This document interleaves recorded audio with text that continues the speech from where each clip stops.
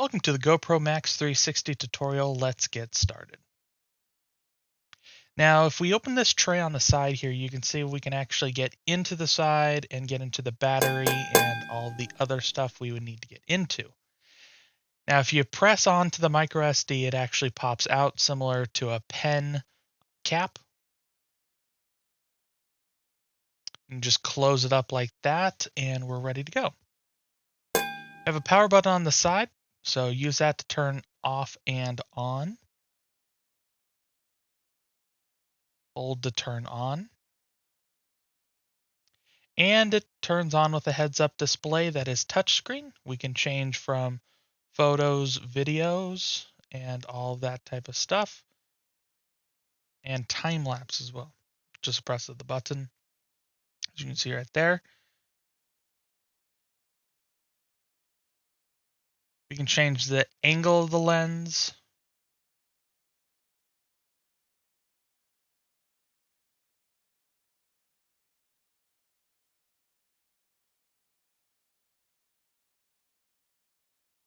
We can click video format here, and we can actually change the dimensions of the video itself and how it kind of is going to work.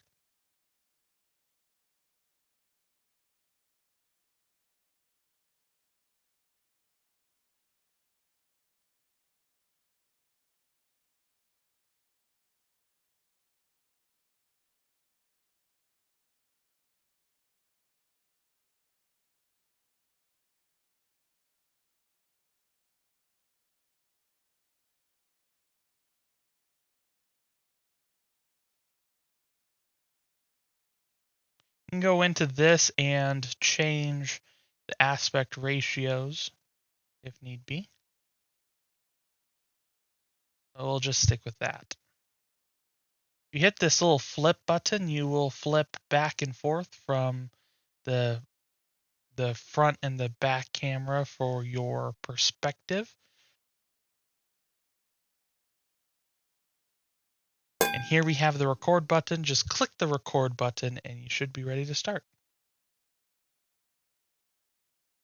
Now, how to use the file that you have recorded with the GoPro. So if you go and Google GoPro Player, look it up, you'll see this link, and it is the GoPro Hub website. And you go into GoPro Player, click Next, then you go and you download the file off Microsoft, and you get this file. So if we double click it,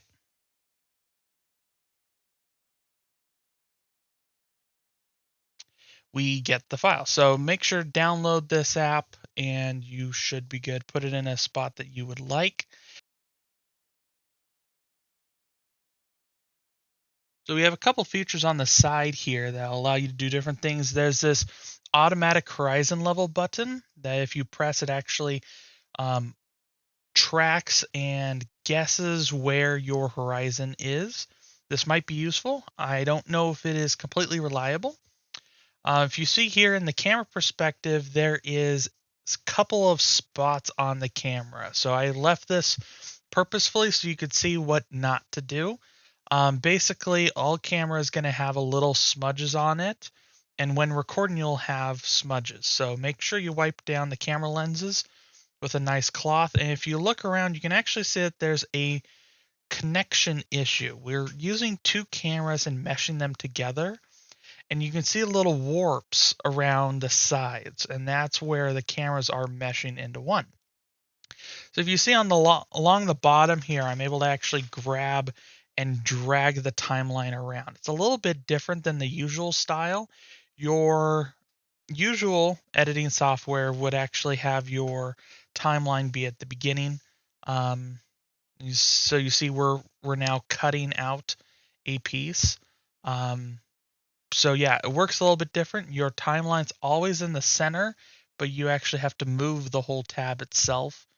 So you see here we're actually going in and cutting out what we want and don't want as well. So back onto that splicing error, you'll see in this video there's a couple of issues there. So now we have world lock on and disabled. This is actually interesting.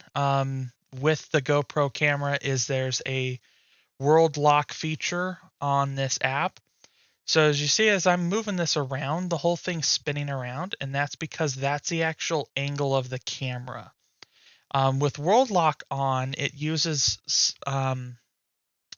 it automatically tracks where your world position is and will actually rotate your 360 point of view so that as I rotate the camera around, it will automatically compensate so that if you're not moving around in the 360 environment, it's not moving.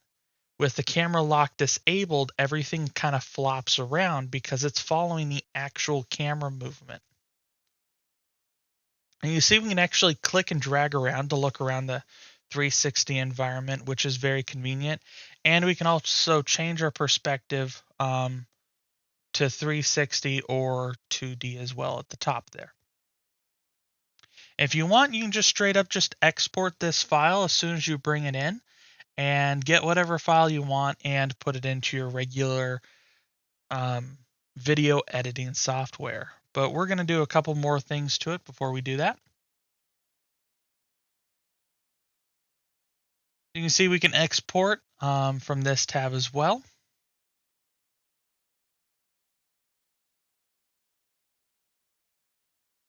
And pretty much you're going to want to keep everything pretty much the same.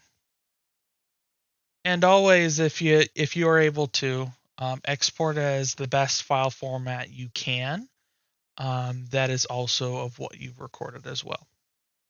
You can always scale down if you're having problems with too big of a file.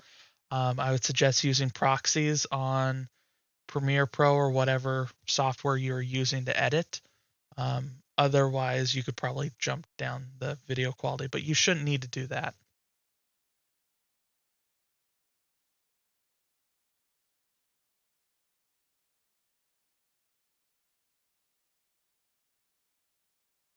So here we're just going to export it as an MP4, drop it into whatever file we want to put it.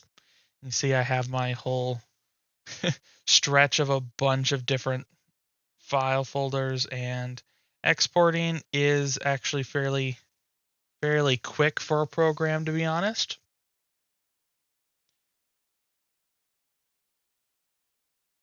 That took me about 45 seconds, but I'm going to speed it up anyways. You see we can open the file into your from Windows Explorer into Media Player, whatever, and you can click this little button which changes the 360 view. So it should auto detect that it's a 360 video. If not, you can click that button and it'll actually adjust it to 360 view. Finally, if we click here at the bottom, while in the non-360 view, we can set a keyframe and we can move the timeline to a different spot and click it again to set another keyframe. And we can actually make a regular 2D 16:9 video out of our 360 file.